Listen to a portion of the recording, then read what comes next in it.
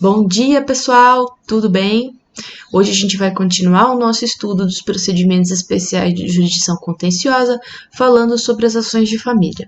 Esse procedimento está previsto entre os artigos 693 e 699 do CPC.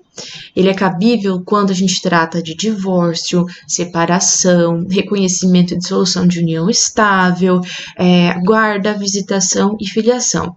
Esse procedimento também será cabível no caso de alimentos e no caso de ações que versem sobre interesses de crianças e adolescentes, mas de forma subsidiária, porque nessas duas hipóteses existem leis específicas que disciplinam o procedimento.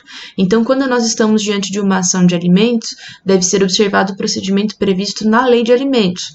E quando nós estivermos diante de uma ação que verse sobre interesses de crianças e adolescentes, deve ser observado o procedimento previsto no Estatuto da Criança e do Adolescente. Somente no caso de omissão dessas duas leis, aí será aplicado o procedimento que a gente vai estudar hoje de forma subsidiária. Primeiro ponto, ou melhor, segundo ponto que precisa ser observado aqui. Esse procedimento das ações de família somente será usado quando a gente estiver diante de um litígio, ou seja, quando nós estivermos diante de um processo contencioso.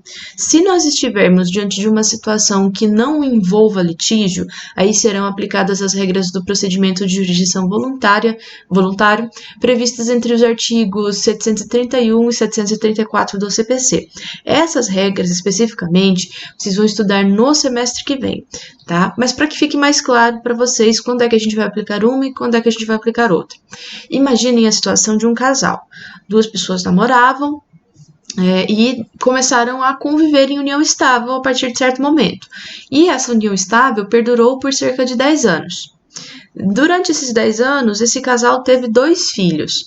A união estável deles chegou ao fim, eles se separaram, não tinham mais interesse de ficar juntos, mas não havia um litígio entre eles, ou seja, eles terminaram o relacionamento de forma amigável, eles sabiam quando havia começado, quando havia terminado a união estável, quem ia ficar com os bens que o casal angariou durante a vida em comum, quem ia ficar com a guarda dos filhos, a questão dos alimentos, a visitação, enfim, tudo isso já estava decidido entre eles. Então, nesse caso, que nós não temos um litígio, não será usado esse procedimento das ações de família, porque esse procedimento é contencioso. Então, nesse caso, será usado o procedimento dos artigos 731 a 734 do CPC, que é de natureza voluntária e não contenciosa. Tá?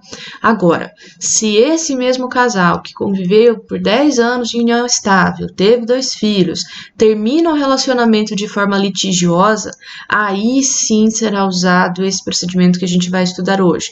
Por quê? Porque aí vai ter uma série de provas a serem produzidas, vai ter que ser observado contraditório, ampla defesa, da forma como a gente vai estudar daqui para frente.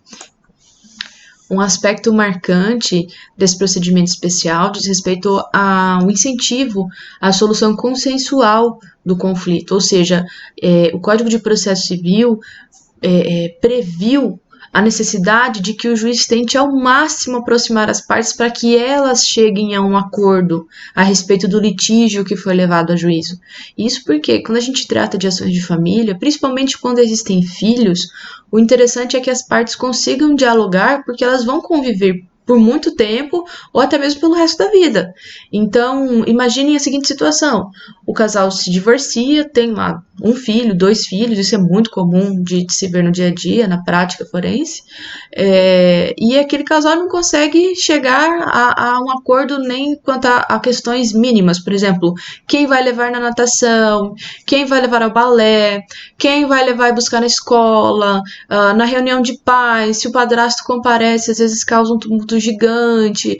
Então, assim, são questões que, se não forem bem dialogadas, se não forem objeto de um consenso, a todo instante serão tratadas no judiciário, e isso acaba causando muito atrito né, entre os pais da criança, entre as pessoas que estão envolvidas naquele conflito, e essa situação tende a perdurar por muito tempo no judiciário.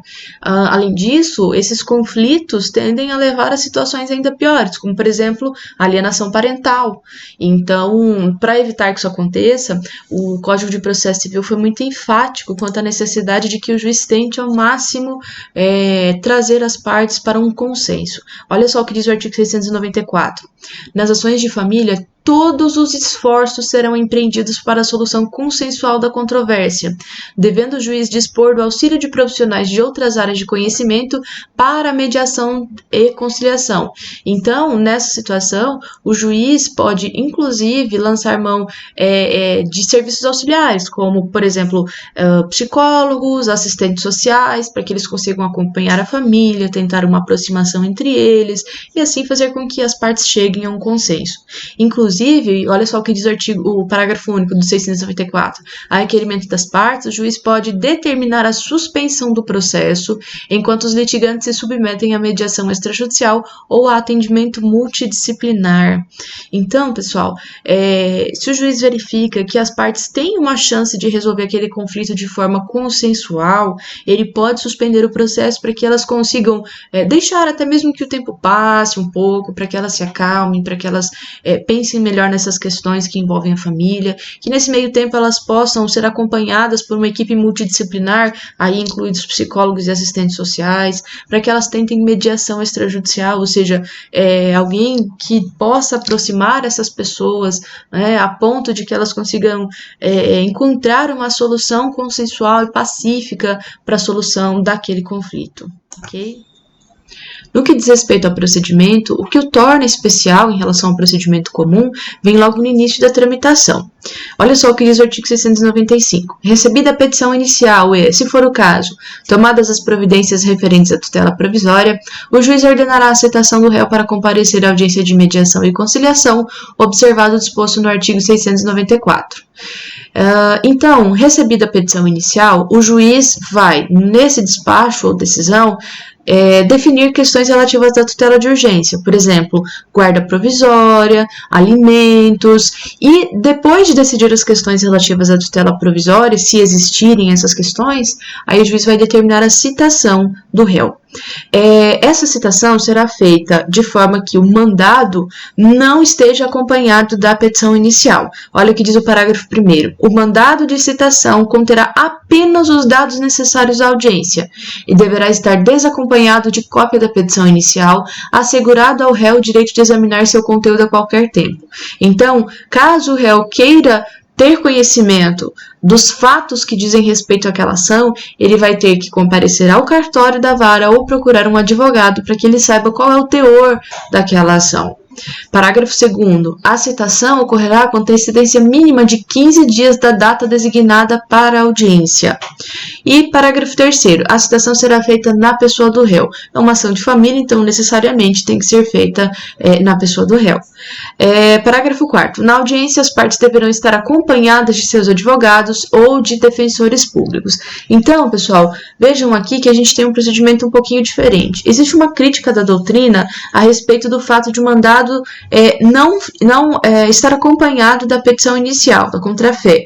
Isso porque o legislador, quando fez essa previsão, entendia que a chance do litígio se tornar ainda maior estaria presente acaso a petição inicial acompanhasse o mandado. Porém, a doutrina critica esse posicionamento, dizendo que é justamente o contrário, porque acaba influenciando no direito de defesa do citando, uma vez que ele não vai ter nem direito de acesso imediato aos fatos que estão sendo tratados na petição inicial. Ele vai ter que ou buscar o cartório ou procurar um advogado para então tomar conhecimento do que diz respeito à ação que foi ajuizada contra ele, tá? Artigo 696. A audiência de mediação e conciliação poderá dividir-se em tantas sessões quantas sejam necessárias para viabilizar a solução consensual, sem prejuízo de providências jurisdicionais para evitar o perecimento do direito. Em geral, a audiência de conciliação e mediação é uma única audiência. Porém, se o juiz o mediador, o conciliador, verificar que as partes estão chegando a um acordo, mas de forma paulatina, ou seja, aos poucos, é possível que aquela audiência, aquela única audiência seja cindida, seja dividida em várias audiências. Por quê? Às vezes as partes discutem o assunto, começam a ficar cansadas, começam a ficar nervosas, e aí é mais interessante que aquela audiência seja redesignada para um outro dia, a fim de que elas continuem a tratar das questões do litígio, tá? 697. Não realizado o acordo, passarão a incidir a partir de então as normas do procedimento comum, observado o artigo 335. Então, até aqui a gente tem o procedimento especial. Se as partes não chegarem a um acordo na audiência de conciliação e mediação, aí passa a se observar o procedimento comum. Então, para resumir, ajuiza-se a petição inicial. No despacho inicial, o juiz vai decidir as questões relativas à tutela de urgência, se essas questões forem tratadas na petição inicial. Depois disso, o juiz vai determinar a citação do réu, para que ele compareça numa audiência que deverá acontecer num prazo mínimo aí de 15 dias.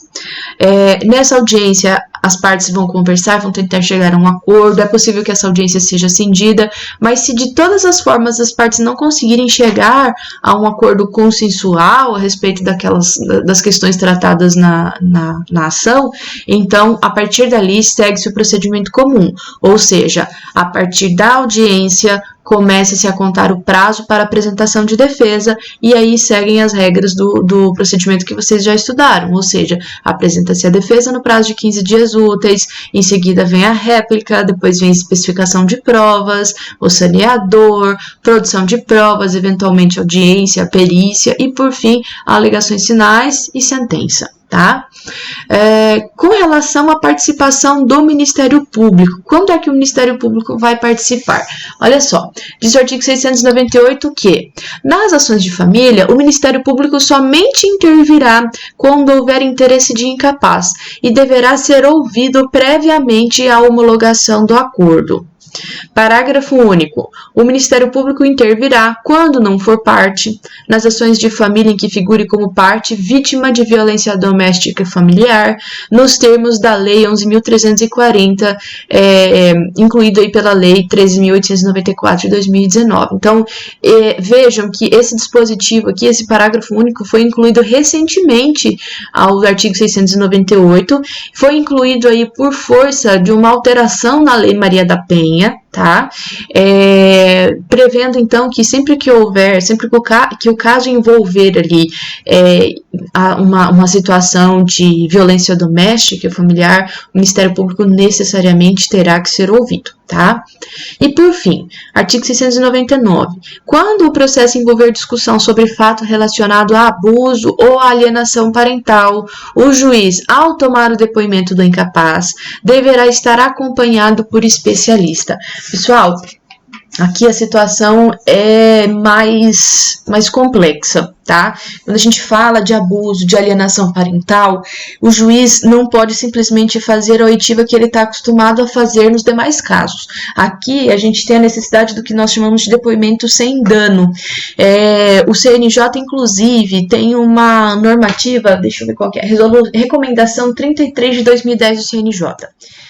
Essa recomendação do CNJ sugere que a tomada do depoimento seja acompanhada por especialistas, ou melhor, por profissionais multidisciplinares, como psicólogos e assistentes sociais, em um ambiente fora da sala de audiência, para evitar que a vítima, a que tem que prestar o depoimento, sofra novamente os danos pelos quais já passou quando do acontecimento do abuso, da alienação parental, e para isso são usadas técnicas específicas que levam ao chamado depoimento sem dano.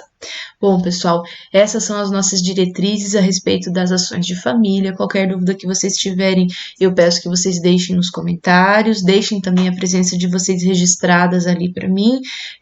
As opiniões também são muito bem-vindas e qualquer coisa a gente pode conversar à noite também, tá bom? Obrigada, até a próxima!